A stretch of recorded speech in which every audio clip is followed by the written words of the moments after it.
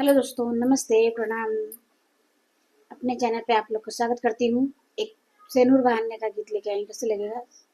Comment करना, support करना। जय माता जी। वीडियो नहीं लाइक सब्सक्राइब कर रही हो तो कर देना। जय माता जी। हथेवा में सिंदूर लिए कवन बुआ ठड़ा जी, घुघुटा उठाव बेटी सेनुरा बहारी जी, घुघुटा उठाव बेटी सेनुरा बहारी जी।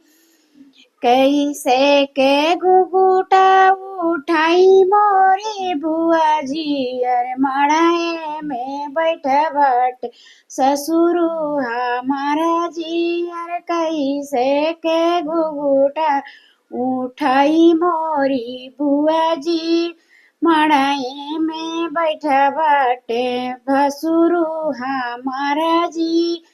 हथवा में सिंदूर लिए कवन बुआ ठड़ जी, अरे घुघुटा उठवा बेटी से नूरा बढ़ाई जी, हटा उठवा बेटी से नूरा बढ़ाई जी।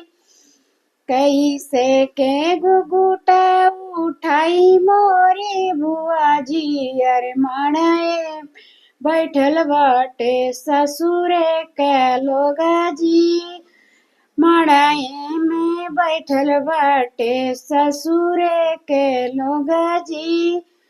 हथवा में सिंदूर लिए कवन बुआ ठड़ जी, अरे घुघुटा उठावा बेटी से नूरा बढ़ाई जी, अरे घुघुटा उठावा बेटी से दूरा बहारी जी।